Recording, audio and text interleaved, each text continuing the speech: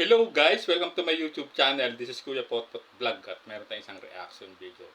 Ito po ay komento po ni Gina Pablo, no? Isang big sponsor po ni Kalinga Edu, no? Patungkol po kay Beyonce. Bakit nga ba? Parang galit na galit siya kay Baby Beyonce dahil sa komentong ito na talaga namang pinalagan po ng mga supporter po ng EDSI at ni Beyonce guys. So bago tayo magsimula ay mag-shoutout muna tayo. May love shoutout po sa ama ng Kalingap na si Kebal Santos Matubang, Ate Edna Vlogs, Kalingap Rab, 10 ng kanyang mga kasamahan. At syempre mega love shoutout din po sa lahat po ng sumusuporta sa buong team Kalingap. Isang mapagpalang umaga po, tanghali o gabi mga Kalingap. Saan man kayong sulok ng mundo naroroon, naway lagi po kayong gabayan ng ating poong may kapal. At yan guys, tuloy-tuloy na tayo. Bakit nga ba parang nagkagulo sa isang upload po ng isang Kalingap voice? Ang komentong ito na nakita nyo sa screen niya, no? Yan po ay ang komento po ni Gina Pablo, no? Patungkol po kay Baby Beyonce guys, no? Sino nga ba si Gina Pablo, no? Si Gina Pablo po ay ang isa sa mga big sponsor po ni Kalingap Edu, no? Na sumusuporta sa channel ni Kalingap Edu. Ngunit bakit nga ba siya parang galit na galit, no?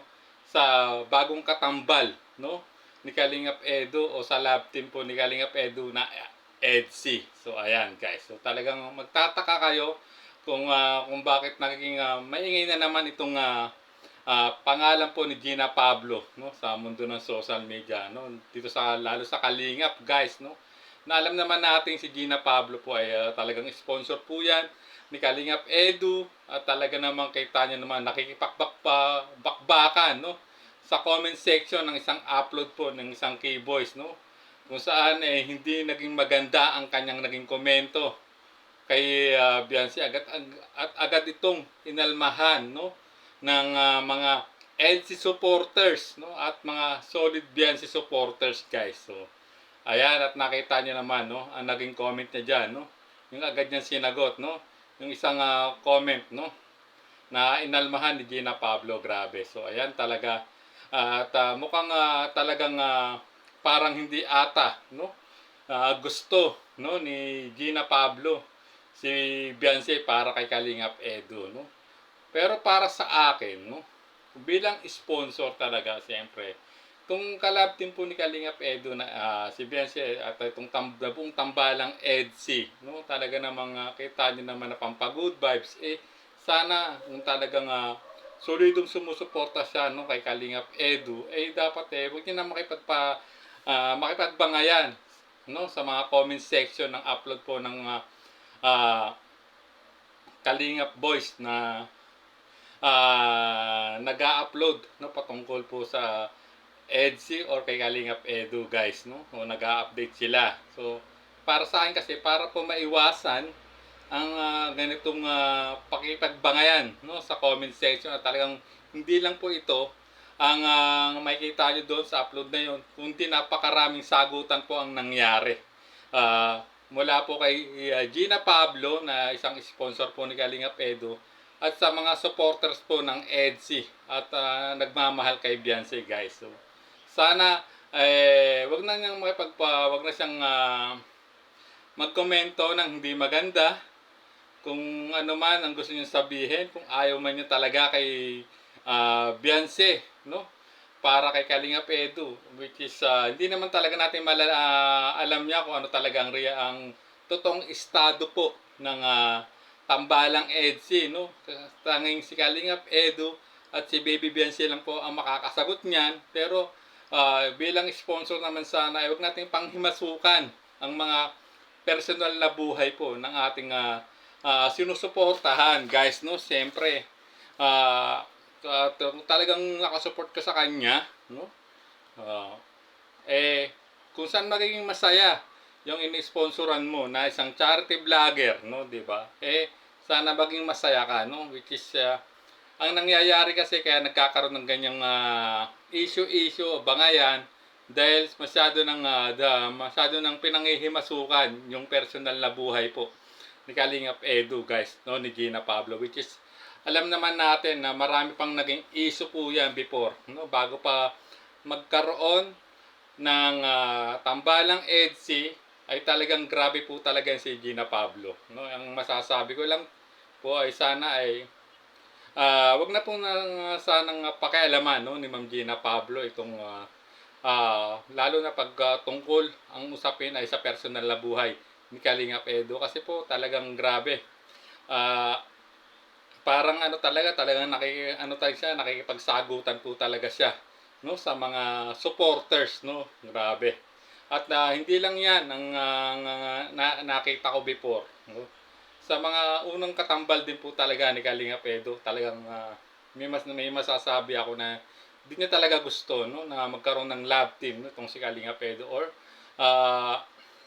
or mailink man itong pangalan ni Kalinga Pedo, no, sa or magkaroon ng love team. Pero ngayon siyempre itong pagkakabuo po ng EDSI ay alam naman natin na pampagood vibes to, itong tambalan, itong pagkakaroon ng Kalingap serye, hindi lang naman po talaga no, EDSI, di ba? Marami pong binuong love team na pampagood vibes po. Si Kalingap Rab at lagi naman po pinapaalala ni Kalingap Rab, no, di ba? Itong pampagood vibes sa serye nito at kung single at kung magkakagustuhan man sila, nasa kanila na po 'yon, no? At lagi niyo naman po 'yan sigurong naririnig na binabanggit ni Kalingap Rab, no? Kung magkakatotoo sila, nasa kanila po 'yon, no?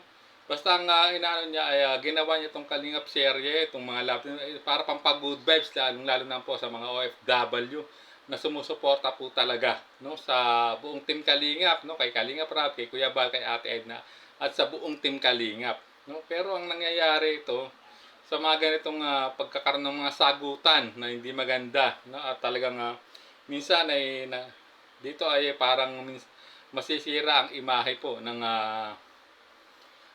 taong involved dito, guys, no, dito sa tulad itong nakikita nyo, grabe itong naging tugon po talaga, no, ni Gina Pablo sa isang supporters na sinagot ang kanyang mga kanyang mga patutsada. Sana po ay maiwasan na natin to kung di man magiging maganda ang comment mo sa mga ganito, sa mga upload po ng K-Boys, no, o napapanood mong vlog.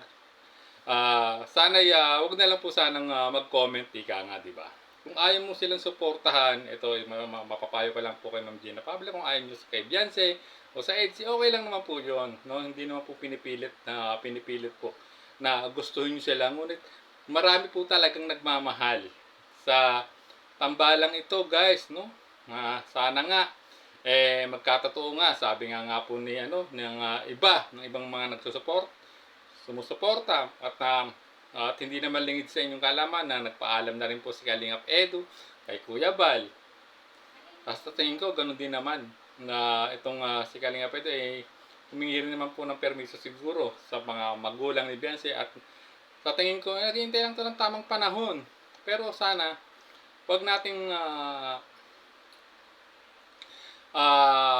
komentuhan ng di maganda, no, itong si Beyonce kasi wala namang sa tingin ko wala namang ginagawang masama ito kay Ma'am Gina Pablo. Pero parang ang dating kasi tuloy ngayon para bang ang laki ng galit, no, parang ba't kaya naiinis or nagagalit siya, no, kay Baby Beyonce or kay Beyonce na isang Kalingap Angels. Kung talagang sumusuporta siya sa programa ng Kalingap, sa lahat ng programa ni Kalingap Edu, ay sana yakapin din niya itong suportahan din niya itong tambalang itong kinabibilangan ni Kalingap Edu, guys. So ayan, at hanggang dito na lang po siguro ang ating reaction video.